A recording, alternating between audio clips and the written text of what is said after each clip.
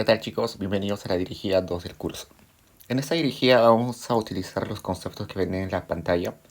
Vamos a utilizar los conceptos de axiomas de preferencias, curvas de indiferencia, función de utilidad, relación marginal de sustitución y restricción presupuestaria. Los invito a revisar sus diapositivas para tener bien claro estos conceptos y pasemos de frente a los ejercicios. La primera pregunta sobre las preferencias del consumidor nos interroga sobre si los supuestos de las preferencias se cumplen o no en los 5 gráficos que nos da ahí. Entonces yo voy a hacer 2 y 3 quedan para ustedes.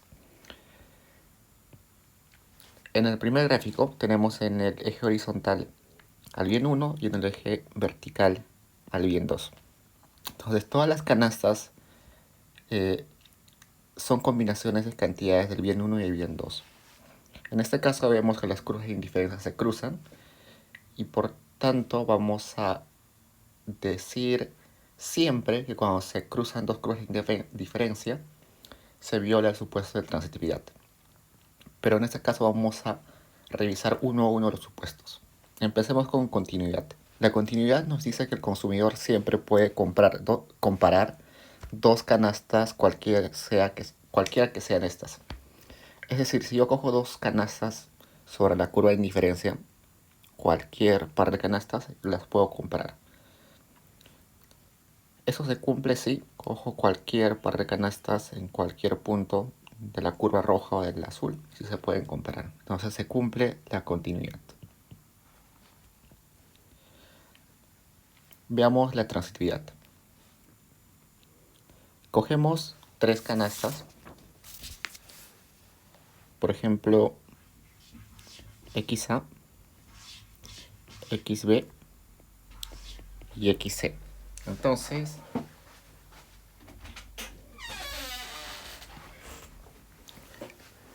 veamos cómo se comportan esas canastas. Al estar en la misma curva de indiferencia roja, la XC y la XB, estas son indiferentes, o el consumidor es indiferente entre esas dos canastas. Al estar XC en la misma curva de indiferencia azul X que XA, estas deberían ser indiferentes. Si se cumpliera el supuesto de transitividad, acá nos saldría que XA es indiferente a XB. Sin embargo, vemos que la canasta XB tiene más cantidad del bien X1 y del bien, más cantidad del bien 1 y más cantidad del bien 2 que la canasta XB. Entonces, acá hay una preferencia no coherente, porque la canasta XA y la canasta XB son indiferentes a pesar de que una de ellas nos ofrece mayor cantidad de ambos bienes. Por tanto, no se cumple la transitividad. Y vamos a ver que una generalización de la violación del supuesto de transitividad es que las curvas se cruzan. Entonces, eso vamos a tenerlo siempre claro. Reflexividad. La reflexividad nos habla sobre que cada canasta pertenece al conjunto de indiferencia conformado por lo menos por ella misma. Es decir, la canasta pertenece a un conjunto más grande, o esta canasta es subconjunto de un conjunto más grande, y ese conjunto más grande es al menos esa misma canasta. Todos los puntos que están sobre la curva azul son canastas. Cada una de esas canastas forman parte de un conjunto más grande que es toda la curva. Entonces así se cumple la reflexividad.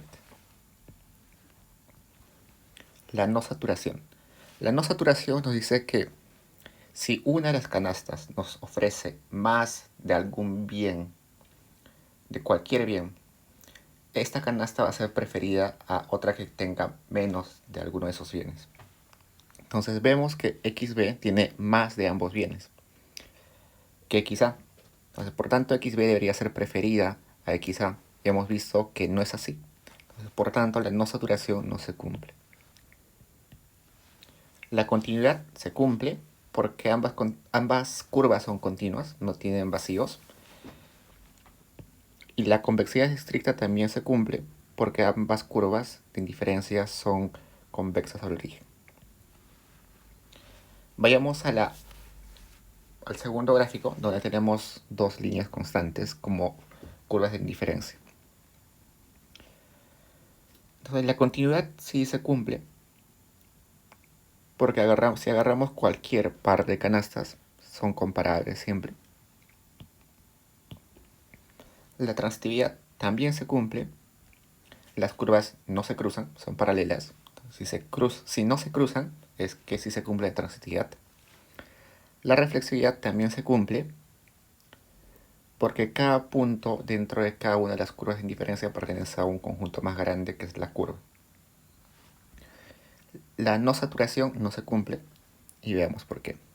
Si agarramos dos canastas, por ejemplo la canasta XA acá y la canasta XB acá, ambas canastas tienen la misma cantidad del bien 1, pero XA tiene menos cantidad de XB. La no saturación nos diría de que como XB tiene más cantidad del bien 1, esta debería ser preferida a XA. O sea, XB debería ser preferida a XA.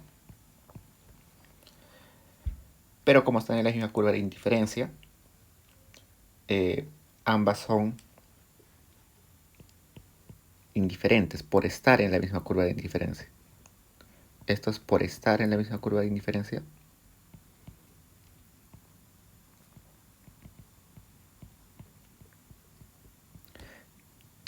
Y esto es por la no saturación.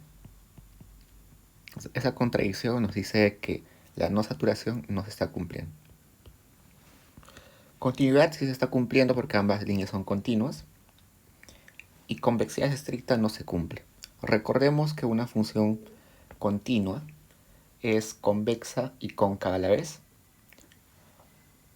Pero en ese caso, en ese caso esas líneas, pero en ningún caso esas líneas son convexas estrictas y cóncavas estrictas a la vez. Entonces, al ser constantes no cumplen la convexidad estricta. Luego pasemos a los ejercicios sobre la función de utilidad y curvas de indiferencia.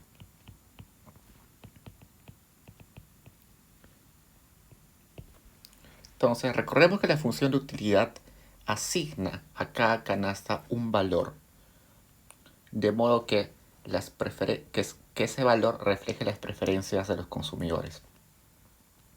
Sin embargo, este valor asignado por la función es un valor que solo se puede interpretar de modo ordinal, pero no cardinal. ¿Por qué? Este valor numérico, que puede estar entre todos los reales, solamente se puede interpretar el orden, pero no se puede interpretar la magnitud. Es decir, si tenemos una canasta que nos da 2 unidades de utilidad y una canasta que nos da una unidad de utilidad, eso quiere decir que la canasta que da 2 de utilidad es preferida a la canasta que nos da 1 de utilidad, pero no quiere decir que nos da el doble de utilidad. Entonces el orden importa, pero la magnitud no importa. Entonces empecemos con el ejercicio A, que nos dice, dadas las siguientes funciones de utilidad, grafique las curvas de indiferencia. Entonces empecemos con el 1. Nos da la siguiente función. La utilidad depende de Y1 y de Y2, dos bienes, y tiene la forma siguiente. Y1 menos 4 elevado a la 0,5, Y2 menos 2 elevado a la 0,5. Y nos dice que Y1 debe ser mayor o igual a 4 y Y2 mayor o igual a 2.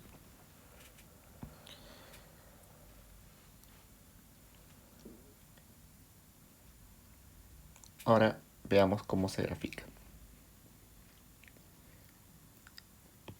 Ponemos el eje acá, el eje acá, acá Y1, acá Y2. Entonces Supongamos o recordemos cómo es una función y1 por y2.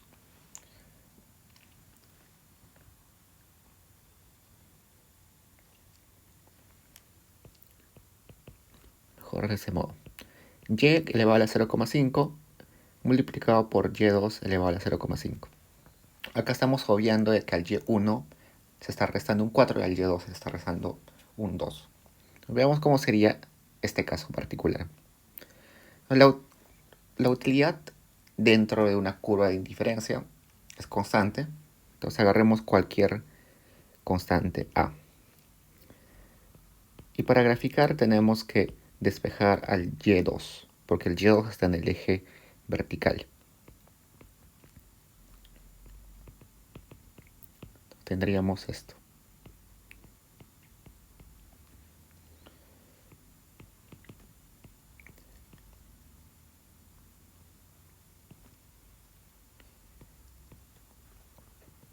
Entonces, esta función nos dice que y2 es un número constante entre y1.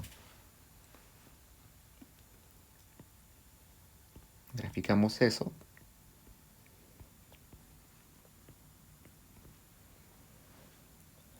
Resulta que y1 no puede ser 0 y y2 tampoco puede ser 0. Esta función nunca está definida en valores de y1 igual a 0 y tampoco en valores definidos igual a y2 igual a 0. Y si recordamos, esta función tiene la siguiente forma. Y la función nunca toca los ejes. Siempre tiende a 0, pero nunca toca el eje. Entonces, extrapolando esta función a la que nos da el ejercicio, lo que sucede es que la función que nos están dando también tiene esa forma, que es dependiente negativa y convexa al origen, solamente que como está restado, como y1 y y2 están restados por una constante, lo que está pasando es escalando la función, pero no está cambiando su forma. ¿Eso qué quiere decir?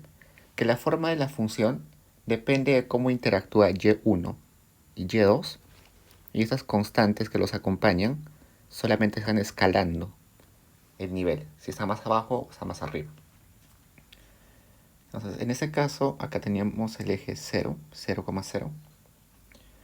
Pero en el caso nuestro, como nos dicen que y1 no puede ser menor a 4, la función solamente está definida hacia ese lado del cuadrante, y y2 solamente puede ser mayor a 2, y por tanto la función solamente puede ser definida en el área que estoy sombreando. Entonces la forma se mantiene al ejemplo anterior, pero solamente está definida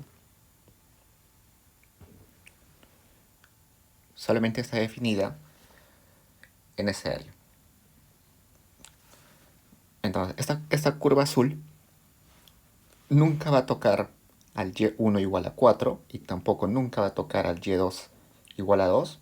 Va a tender siempre a ese 2 y y cuando vaya hacia allá siempre va a tender a 4 y cuando vaya hacia allá siempre va a tender a y igual a 2. Nunca le va a tocar. Del mismo modo que en el gráfico negro, cuando iba hacia allá nunca tocaba el 0, cuando iba allá nunca iba a tocar el 0. Entonces ese menos 4 y ese menos 2 a las variables y1 y y2, lo que está haciendo es simplemente moviendo la función hacia un lado, pero no está cambiando su forma. Entonces una familia de curvas de indiferencia sería esta.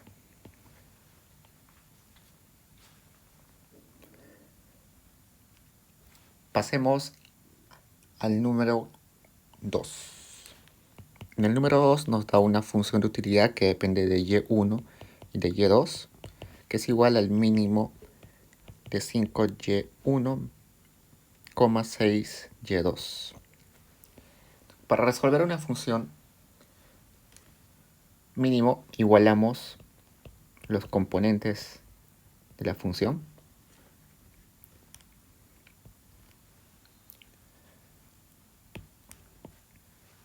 graficamos acá.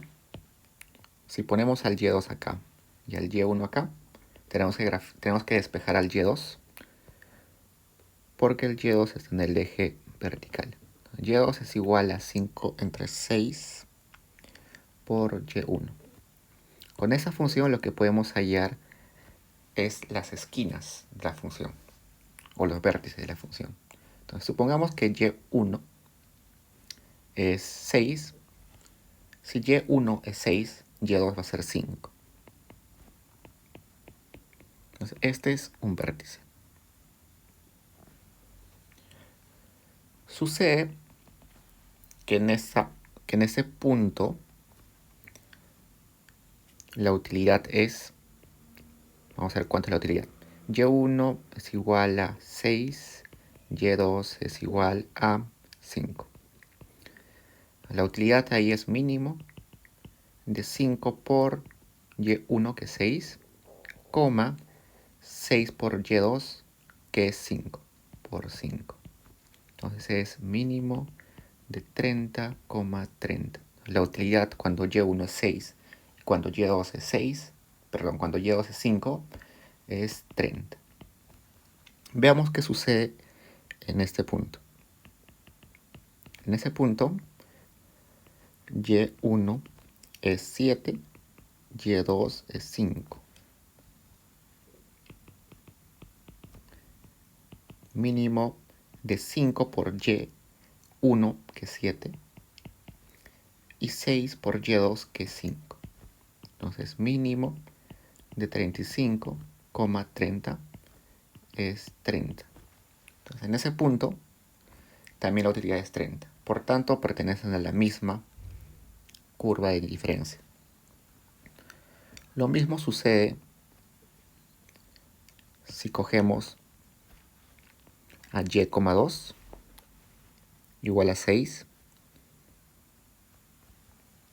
y a Y1 igual a 6. Entonces, probemos. Utilidad cuando Y1 es igual a 6 y cuando Y2 es igual a 6. Mínimo de 5 por 6, 6 por 6. Mínimo de 30,36 es igual a 30. Este punto también pertenece a la misma curva de indiferencia. Entonces, esa función mínimo, cuando la utilidad es 30, es esa roja, y la familia de curvas de indiferencia las sigue en esa forma.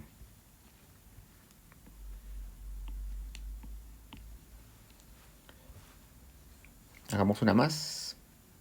Hagamos la 4. No, perdón, la anterior era la 4. No, perdón, esta era la... Borramos esto. Esta, el mínimo, era la 5. Y ahora hagamos la 2. La 2 dice la utilidad depende de dos bienes, Y1 y Y2 igual a Y1 más raíz de Y2. Como queremos graficar cuando el eje Y2 está acá, cuando el eje Y1 está acá, tenemos que despejar Y2. La utilidad es constante a lo largo de una curva de indiferencia, por lo tanto pongamos cualquier constante. Es igual a Y1 más raíz de Y2. Despejamos Y2. A menos Y1 es igual a raíz de Y2. Entonces Y2 es igual a A menos Y1 al cuadrado, que es al cuadrado menos el doble del primero por el segundo, más el segundo al cuadrado. Esto es una parábola que tiene esta forma, que tiene su vértice en el eje horizontal. Pero resulta ya que hemos visto que las preferencias solamente pueden ser, si los axiomas de las preferencias se cumplen, solamente la curva puede ser decreciente estrictamente convexa, entonces en este caso solamente ese tramo cumple con ello, es decreciente y estrictamente convexa, y este tramo no lo cumple. Entonces solamente vamos a tomar el tramo que cumple. Entonces, tomando el tramo que cumple, tenemos lo siguiente. La familia de curvas las curvas de indiferencia son estas. Pasemos a la B. En la B no lo voy a hacer completo, les voy a dejar una pista. Entonces nos dice, si se sabe que las funciones de utilidad U1 y U2 representan las mismas preferencias, ¿qué valores deben tomar alfa y beta? Dijimos que las utilidades no pueden medirse cardinalmente, es decir, su magnitud no importa. Por tanto, si estas utilidades U1 y U2 no pueden ser igualadas, esto está incorrecto. Pero representar la misma preferencia sí puede interpretarse que lo que estoy dispuesto a consumir de uno de los bienes por consumir una unidad más del otro bien debe ser igual en ambas utilidades. Entonces, no puedo comparar esto, pero sí puedo decir que lo que estoy dispuesto a consumir, a dejar de consumir por un bien, por ejemplo, en este caso podemos poner cualquiera, lo que dejo de consumir lo que dejo de consumir del bien Y para consumir una unidad más del bien X tiene que ser igual para ambas utilidades. Es decir, esto evaluado para la utilidad 1 tiene que ser igual a esto, igual evaluado en la utilidad 2. Y como recordamos, eso quiere decir que la relación marginal de sustitución para la utilidad 1 es igual a la relación marginal de sustitución para la utilidad 2. Porque en clase han visto que esto es la relación marginal de sustitución? Bueno, siendo estricto sería que acá es menos y acá menos.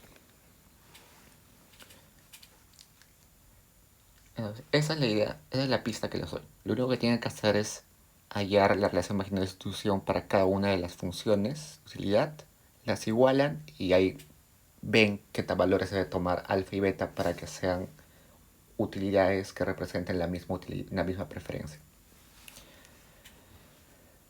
La C.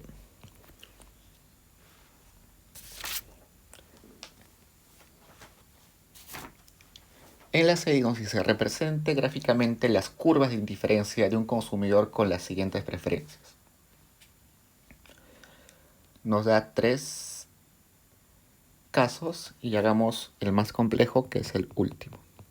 En el último nos dice, el consumidor disfruta al consumir el bien Y1 y Y2, y conforme más Y2 y menos Y1 consume, está más dispuesto a renunciar a Y2 para obtener una unidad adicional de Y1, de manera que mantiene el mismo nivel de utilidad. Entonces, para graficar eso, hagamos que este lado es Y1 y en este eje está Y2. Nos dice que si nos movemos, nos dice, conforme más Y2, o sea, conforme Y2 aumenta, y menos Y1, conforme Y1 disminuye, está más dispuesto a renunciar a A por un bien de Y. Está más dispuesto a renunciar al bien Y2 para obtener una unidad adicional del Y1. Entonces, eso nos quiere decir que está cambiando la tasa marginal de sustitución. Supongamos que yo asumo que la curva es así y veamos cómo se comporta la tasa marginal de sustitución. En ese punto A,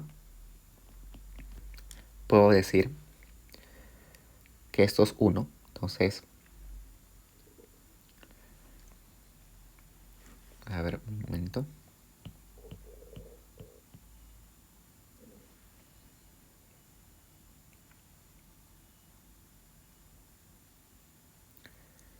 Para obtener una unidad adicional de Y1, entonces, si yo estoy acá, quiero consumir una unidad adicional de Y1. Entonces, de acá me quiero mover acá una unidad más de Y1. Entonces, esto es 1. Pero debo renunciar a este segmento negro de Y2. Supongamos que me muevo hacia donde me dice menos Y1 y más Y2 y agarro otra canasta, que sería B. En B también quiero consumir una una unidad más del Y1, es decir, esta. Eso sería 1. Ese segmentito equivale a 1. Pero debo renunciar a algo de Y2. Y lo que renuncio a Y2 es esto, ese rojo. Entonces, esta rayita roja es mucho más grande que la rayita negra del punto A. Eso quiere decir que en el punto B estoy dispuesto a renunciar más de Y2 que en el punto A por consumir una unidad más del Y1. Eso está cumpliéndose, se está cumpliendo el enunciado que nos está dando. Entonces, para representar gráficamente ese tipo de comportamiento del consumidor, está bien utilizar esta curva que es decreciente y que es convexa al origen. Ahora pasemos al ejercicio siguiente, que es sobre la relación marginal de sustitución.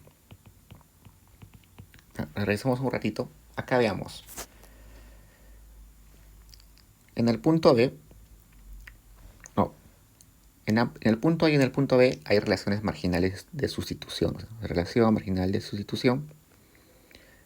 En el punto A y relación marginal de sustitución en el punto B. Entonces, todo el enunciado que nos dieron en el ejercicio se reduce a que la relación marginal de sustitución en el punto A es menor a la relación marginal de sustitución en el punto B. Estoy dispuesto a renunciar a más Y2 en el punto B que en el punto A. Veamos más ejercicios sobre relación marginal de sustitución. Nos piden calcular el RMS en 4 funciones de utilidad. Hagamos algunas. Hagamos la 3. La 3 nos dice utilidad que depende de x y de y es igual al logaritmo natural de x más 3 veces logaritmo natural de y. Recordando, la relación marginal de sustitución es igual a la derivada de la utilidad respecto a x sobre la derivada de la utilidad respecto a y.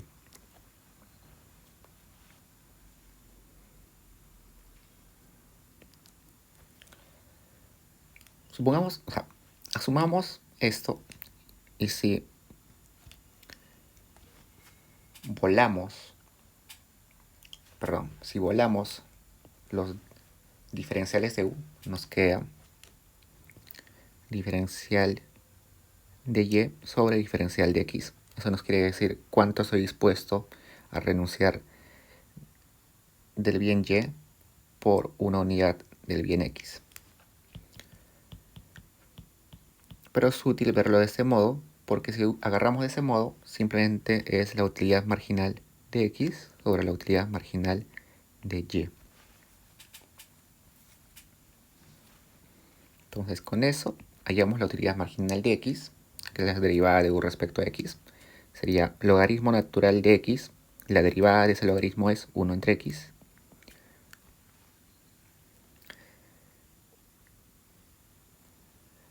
Sobre la utilidad marginal de y, que en este caso sería 3 por 1 entre y.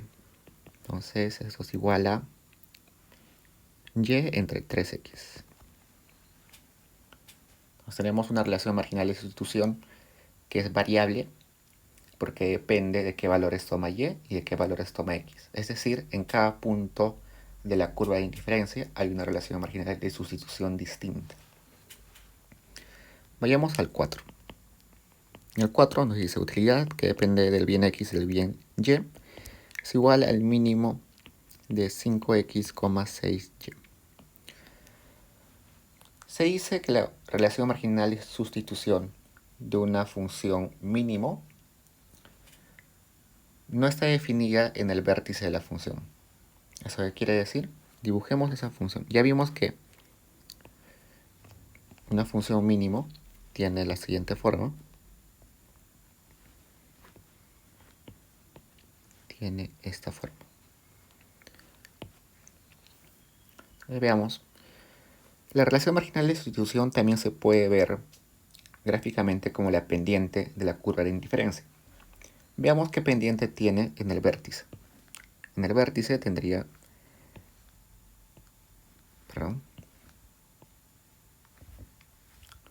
En el vértice, lamentablemente, no existe una pendiente... no existe la derivada en el vértice. Entonces, como no existe la derivada en el vértice, porque es una esquina, se dice que la relación marginal de sustitución no está definida en el vértice. Y veamos qué pasa en los tramos donde la curva es horizontal y en los tramos en que la curva es vertical. Entonces recordemos que la relación marginal de sustitución también se puede escribir como diferencial de y entre diferencial de x. Bueno, negativo, si quieren ser más estrictos matemáticamente.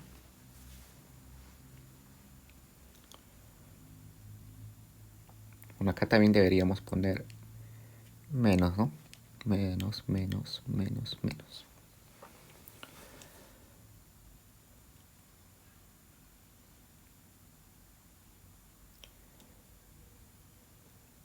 Entonces, la relación marginal de sustitución es la negativa de la diferencial de y sobre el diferencial de x. Veamos ese tramo.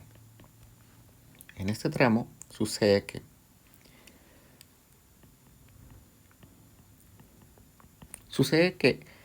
en ese tramo no hay un diferencial de x. ¿Por qué no hay un diferencial de x? Porque x es continuo. Sigue siendo en todos los puntos sobre ese tramo vertical. Todos los puntos acá de esta línea roja vertical, x es igual, es el mismo. Entonces, en este caso, tendríamos un diferencial de y entre 0, lo cual es igual a infinito. ¿Eso qué quiere decir? Quiere decir que la persona o el consumidor está dispuesto a renunciar a infinitos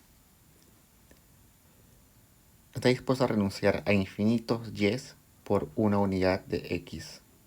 No les sirve tener una unidad más de y1 a cambio de una unidad, está dispuesto a renunciar a cualquier cantidad de bien y a cambio de una unidad del y1. ¿Qué sucede en ese tramo? En ese tramo sucede de que el diferencial de x si es una cantidad positiva, porque si nos volvemos de este punto a este punto, una cantidad positiva, pero el diferencial de x es 0 porque para ambos puntos el y es el mismo. En este caso es 0. Eso quiere decir que el consumidor está dispuesto a renunciar a 0 unidades a cambio de una unidad más del x1.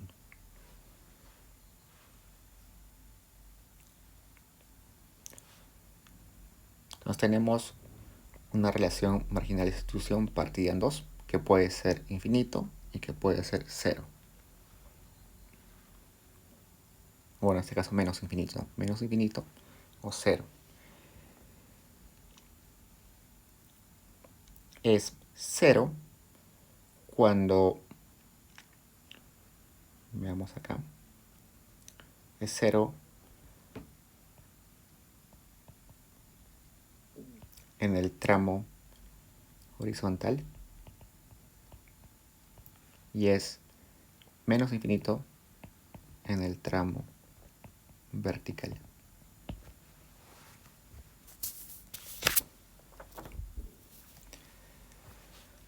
La siguiente pregunta la B. Nos dice, en la siguiente función se combina la utilidad de bienes sustitutos y complementarios perfectos en una sola. Entonces nos da que la función utilidad que depende de x y de y es igual a x más y más mínimo de x, y. Es decir, hay una parte lineal, una parte de la función es lineal y una parte es de la forma mínimo. Esto se queda para ustedes, pero la pista que les dejo es la siguiente.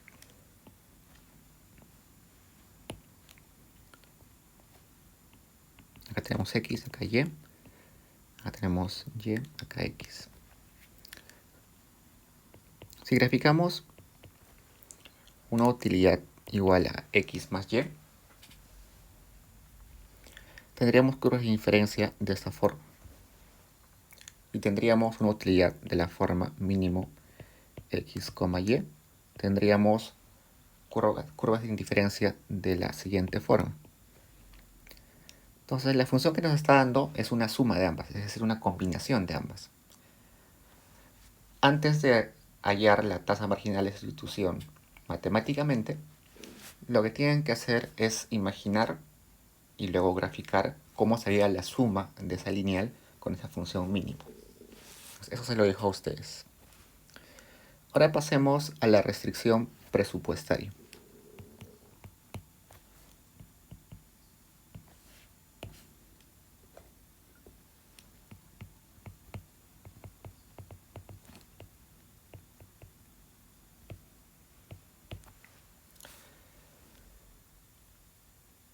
Si tenemos dos bienes, por ejemplo el bien x y el bien x1 y el bien x2 son dos bienes, y p sub x1 y p sub x2 son sus precios, sea y el ingreso del consumidor o su renta. La restricción o recta presupuestaria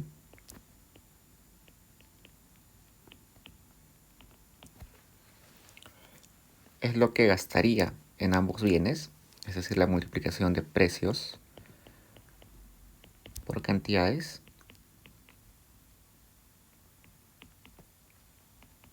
y eso debería ser igual al ingreso. Graficamos eso y tendríamos lo siguiente. Si acá tenemos el x1, acá tenemos el x2. Para graficar tendríamos que despejar x2 porque está en el eje vertical. Entonces, y menos p sub x1 por x1 es igual a p sub x2 por x2. x2 sería igual a i entre el precio del bien x2 menos p del el precio del bien 1 entre el precio del bien 2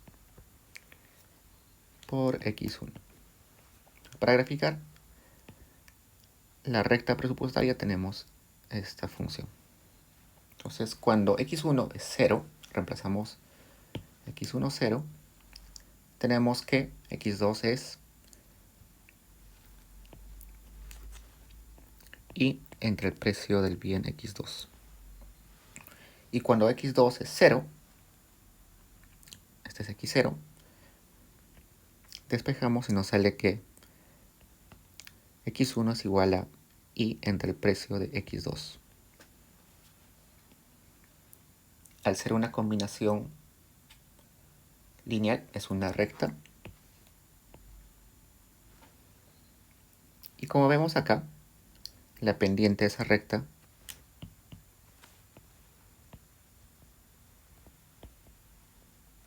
es menos la relación de precios. Esta recta presupuestaria nos dice que el consumidor puede consumir combinaciones que están dentro del área que forma la recta. Es decir, en este punto consume una cantidad A del bien 1 y una cantidad B del bien 2. Y la persona sí tiene los ingresos o la renta necesaria para consumirlo. Una combinación de bienes que está sobre la recta también es posible para el consumidor, pero una combinación que esté fuera de ese triángulo no es alcanzable por el consumidor, porque excedería sus ingresos. Entonces, la idea de los ejercicios que están en la dirigida es ver cómo se transforma esta recta presupuestaria, si se mueve a la izquierda, si se mueve a la derecha, si solamente cambia el intercepto o cambia la pendiente, se parte la recta presupuestaria. Entonces, tenemos que ver en qué casos hay esas transformaciones de la restricción presupuestaria. Como hemos visto acá, vemos que los precios afectan, si cambian los precios, afectan la pendiente y también pueden afectar los interceptos. Si se mueve el ingreso, parece que lo único que se mueve son los interceptos, o el intercepto mejor dicho. Entonces, en este caso recordemos que el ingreso, el precio del bien 1 y el precio del bien 2 están dados, es decir, debemos considerarlos como números ya dados, como constantes, y lo único que cambian son las cantidades. Entonces vamos a decir, cuando los precios cambian, lo que está cambiando es la pendiente. Cuando los ingresos cambian, lo que está cambiando es el intercepto. Entonces, tenemos dos ejercicios A y B en la dirigida y vamos a hacer en ese momento la A1, que nos dice, un consumidor tiene un ingreso de 40 soles que se puede gastar en dos bienes distintos. El precio del bien 1 es 2, el precio del bien 2 es 8. Y nos dice calcule y dibuje la restricción presupuestaria. Sabemos que la restricción presupuestaria tiene esta forma y reemplazamos los valores. 2x1 más 8x2 igual a 40. ¿Queremos graficarlo? En este eje ponemos al x1, en este eje al x2. Deberíamos despejar x2.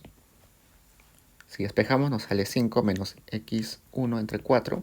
Por tanto, el intercepto está en 5.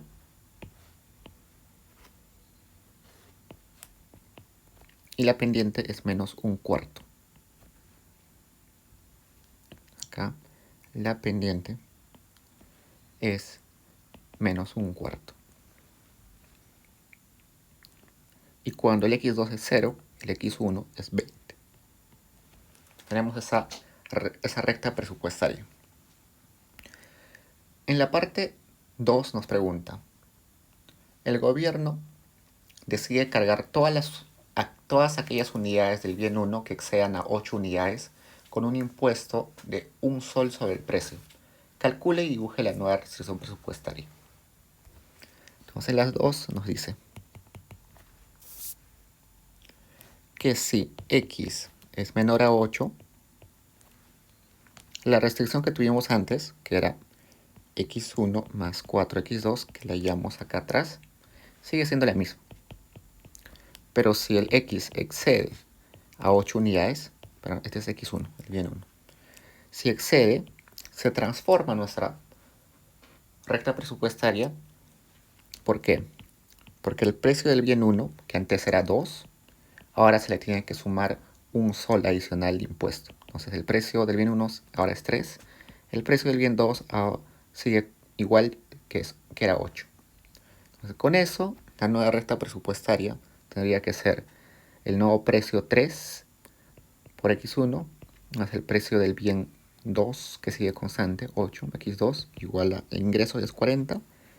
Despejando sería x2 es igual a 5 menos 3 entre 8 del x1.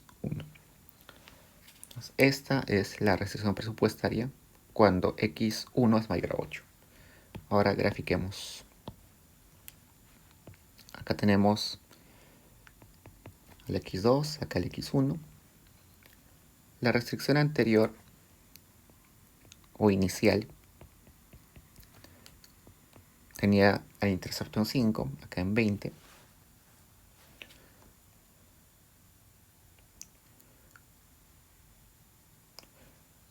Vamos a dibujar más claro. Acá en 5. Y acá en 20. Pero resulta que cuando tenemos x1 mayor a 8, la restricción cambia. Entonces, grafiquemos este. Lo graficamos con rojo mejor. Entonces, x2, el intercepto sigue siendo 5, pero la pendiente ahora cambia. Ahora la pendiente es más empinada, sería 3 entre 8.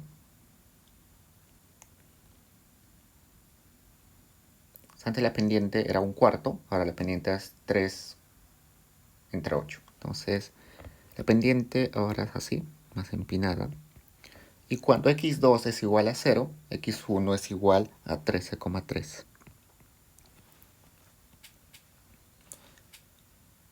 Entonces, ¿qué sucede? Ahora, para valores menores a 8,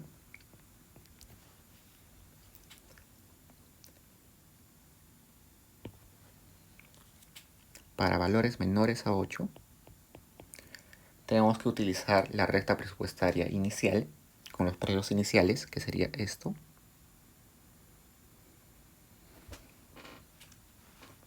Y para cantidades del bien 1 mayores a 8, tenemos que utilizar la nueva restricción, es decir, esta parte.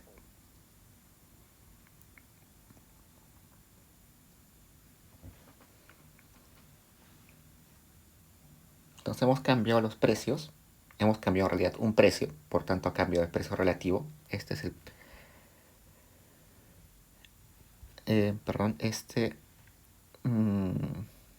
esta pendiente, que es una relación de precios, también se le puede llamar precio relativo. En este caso, el precio relativo del bien 1 respecto al bien 2. Entonces, en este caso lo que cambió es cambió los precios relativos, y por tanto la pendiente se cambió. Como estamos hablando de que los precios cambian según si están a la derecha o a la izquierda de un número, nuestra recta presupuestaria ahora está partida en 2.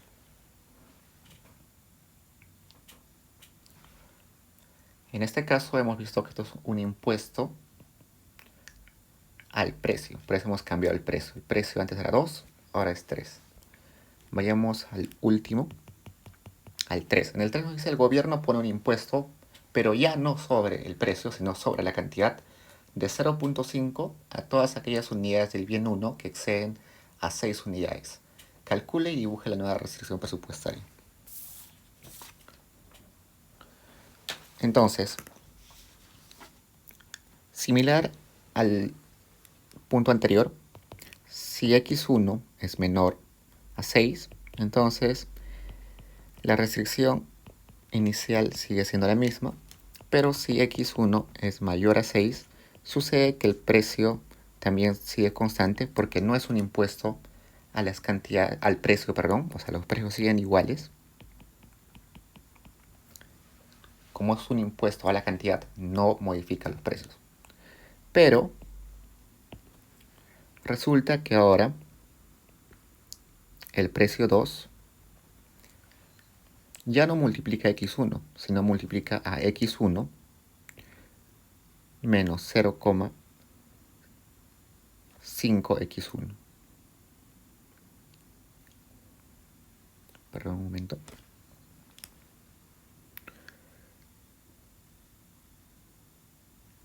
x1 menos 0,5x1. ¿Por qué? Porque como es un impuesto a la cantidad, nos dice, si compramos una cantidad del bien 1, tenemos que entregar como impuesto 0,5 de esa unidad. Como el impuesto no afecta al bien 2, el x2 no se resta por nada, 40. Entonces tendríamos 2 por 0,5x1 más 8x2 es igual a 40. x1 más 8x2 es igual a 40. Si queremos graficar, tendríamos, ponemos acá x2, acá x1. Despejamos x2 porque x2 está en el eje vertical. Entonces 40 menos x1 entre 8. 5 menos x1 entre 8. Entonces teníamos la recta presupuestaria inicial que cortaba acá 5, acá cortaba en 20. Ahora la nueva recta presupuestaria sigue siendo, sigue cortando en 5. No, perdón, ya no corta en 5. Bueno, sigue cortando en 5. Y en ese caso la pendiente ya no es un cuarto, sino es un octavo.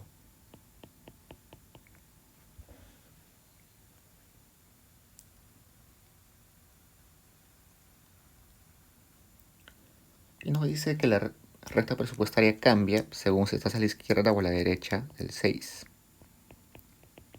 Entonces, si estoy a la izquierda del 6, o sea, bien 1 es menor a 6, utilizamos la recta anterior, la inicial.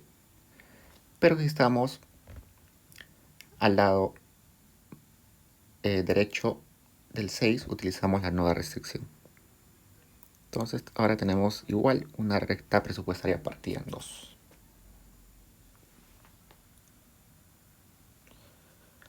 Hasta ahora hemos hablado de impuestos y usualmente el impuesto más común es el impuesto a un impuesto sobre los precios, como es este ejemplo de acá.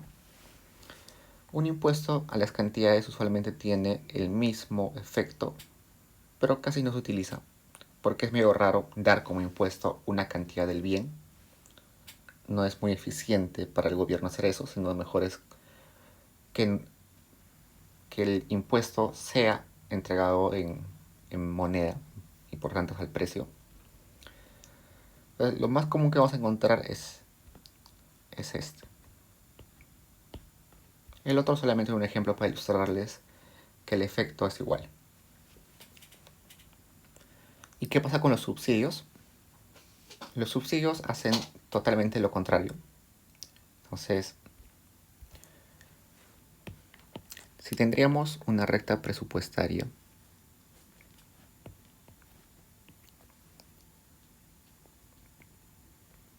inicial, que sería esta, lo que hace un impuesto es básicamente encoger el conjunto de posibles canastas asequibles para el consumidor. Es decir, un impuesto, dependiendo, cambia los precios relativos y por tanto restringe, hace más pequeña el conjunto. Entonces, esta es la nueva recta presupuestaria en el caso de un impuesto. Si es más empinada o menos empinada, depende de cómo sea el impuesto.